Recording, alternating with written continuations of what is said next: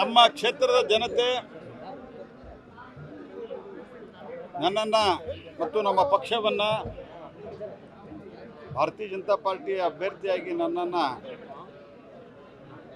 5ನೇ ಬಾರಿಗೆ ಸತತವಾಗಿ 5ನೇ ಬಾರಿಗೆ ಆಶೀರ್ವಾದ ಮಾಡಿದ್ದಾರೆ.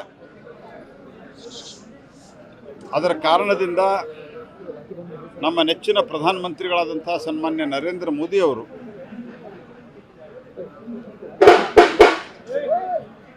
ನನ್ನನ್ನು ಮತ್ತೊಮ್ಮೆ ಮಂತ್ರಿಮಂಡಲಕ್ಕೆ ಸೇರಿಸಿಕೊಂಡು ಅವಕಾಶವನ್ನು ಕೊಟ್ಟಿದ್ದಾರೆ. ಅದಕ್ಕಾಗಿ ಅವರಿಗೆ ಕೃತಜ್ಞತೆಗಳನ್ನು ಹೇಳ್ತೀನಿ. ಆಹಾರ ಮತ್ತು ನಾಗರಿಕ ಸರಬರಾಜು ಇಲಾಖೆ ಮತ್ತು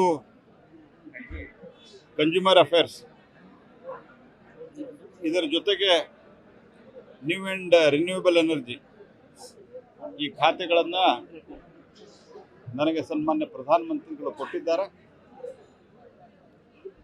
ಎರಡೂ ಕೂಡ ಬಹಳ ಒಂದು ಭವಿಷ್ಯದ ಎನರ್ಜಿ ದೃಷ್ಟಿಯಿಂದ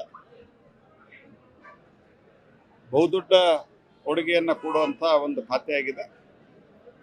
ಇನ್ನೊಂದು ದೇಶಕ್ಕೆ ಆಹಾರ ಭದ್ರತೆಯನ್ನು ಒದಗಿಸುವಂಥ ಆಹಾರ ಭದ್ರತೆಯನ್ನು ಸನ್ಮಾನ್ಯ ಪ್ರಧಾನಮಂತ್ರಿಗಳು ಕಳೆದ 4-5 ವರ್ಷಗಳಿಂದ ಉಚಿತವಾದಂಥ ಧಾನ್ಯವನ್ನು ಕೊಡೋದ್ರ ಮೂಲಕ ಒಂದು ಜಗತ್ತಿನ ಬಹುದೊಡ್ಡ ಆಹಾರ ಭದ್ರತಾ ವ್ಯವಸ್ಥೆಯನ್ನು ನಿರ್ಮಾಣ ಮಾಡಿದ್ದಾರೆ. ಅದರ ಜೊತೆಗೆ ಗ್ರಾಹಕರ ಹಿತ ಸಂರಕ್ಷಣೆ ಈ ಒಂದು ಪ್ರಮುಖವಾದಂಥ ಜವಾಬ್ದಾರಿಯನ್ನು ನನ್ನ ಮೇಲೆ ವಿಶ್ವಾಸ ಇಟ್ಟು ಪ್ರಧಾನಮಂತ್ರಿಗಳು ನನಗೆ ಕೊಟ್ಟಿದ್ದಾರೆ. ನಾನು ಕ್ಷೇತ್ರದ ಜನತೆಗೆ, ರಾಜ್ಯದ ಜನತೆಗೆ ಮತ್ತು ಸನ್ಮಾನ್ಯ ಪ್ರಧಾನಮಂತ್ರಿಗಳಿಗೆ ನಾನು ಹೃತ್ಪೂರ್ವಕವಾದ ವಂದನೆಗಳನ್ನು ಹೇಳ್ತೇನೆ. ಅಕ್ಕಿ ವಿಚಾರವಾಗಿ ಸಿದ್ದರಾಮಯ್ಯ ಮತ್ತು ನಿಮ್ಮ ನಡುವೆ ಒಂದು ವಾಕ್ ಸಮರ ಇತ್ತು. 10 kg ಅಕ್ಕಿ ವಿಚಾರವಾಗಿ ಈಗ ನಿಮ್ಗೆ ಇದು ಆಹಾರ ನಾಗರಿಕ ಸರಬರಾಜು ಇಲಾಖೆ ಸಿಕ್ಕಿದೆ. ನೋಡ್ರಿ, ಅವಾಗೂ ಸರ್ಕಾರ ನಮ್ಮದೇ ಇತ್ತು, ಈಗೂ ಸರ್ಕಾರ ನಮ್ಮದೇ ಇದೆ. ನಾನು ಈಗ ಚಾರ್ಜ್ ತಗೊಂಡಿದ್ದೇನೆ. ಆದರೆ ಆವಾಗಿನ ಸ್ಥಿತಿ ಅಂತೂ ನನಗೆ ಗೊತ್ತಿತ್ತು ಭಾಳ ಸ್ಪಷ್ಟವಾಗಿ. ಎಲ್ ನೀನೋ ಪರಿಣಾಮವಾಗಿ ಈಗೂ ಅದರ ಪರಿಣಾಮವನ್ನು ನಾವು ಭೋಗಿಸ್ತಾ ಇದ್ದೇವೆ. ಎಲ್ ನೀನೋ ಪರಿಣಾಮವಾಗಿ ಇಡೀ ಜಗತ್ತಿನಲ್ಲಿ ಒಂದು ರೀತಿಯಲ್ಲಿ ಬರಗಾಲ ಆವರಿಸಿತ್ತು. ಕೆಲವು ಕಡೆ ಅತಿವೃಷ್ಟಿಯಾಗಿ ಬೆಳೆ ಹಾನಿಯಾಗಿತ್ತು.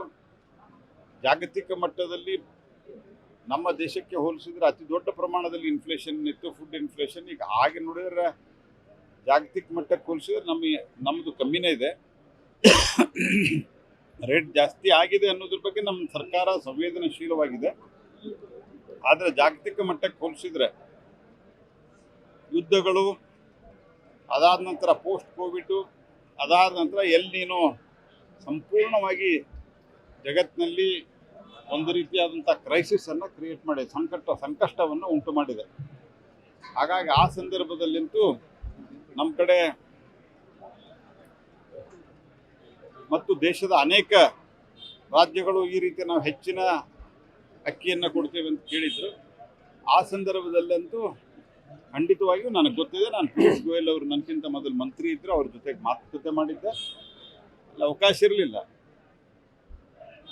ಹಾಗಾಗಿ ಆ ಸಂದರ್ಭದಲ್ಲಿ ಕೊಟ್ಟಿಲ್ಲ. ಈಗ ನಾನು ಸಂಪೂರ್ಣವಾದಂಥ ಅಧ್ಯಯನವನ್ನು ಮಾಡ್ತೀನಿ. ಮಾಡಿದ ನಂತರ ಮುಂದಿನ ವಿಷಯ ತಿಳಿಸ್ತೀನಿ.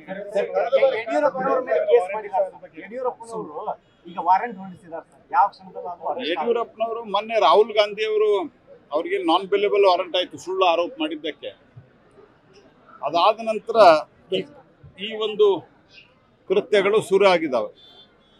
82 ವರ್ಷದ ಒಬ್ಬ ಹಿರಿಯ ವ್ಯಕ್ತಿಗೆ, ಹಿರಿಯ ಜೀವ, ಅವರಿಗೆ ಈ ರೀತಿಯಾದಂಥ ಆರೋಪ ಹೊರಿಸೋದೇ ಯಡಿಯೂರಪ್ಪನವರು ರಾಜ್ಯ ಕಂಡ ಅತ್ಯಂತ ಜನಪ್ರಿಯ ನಾಯಕರಲ್ಲಿ ಒಬ್ಬರು.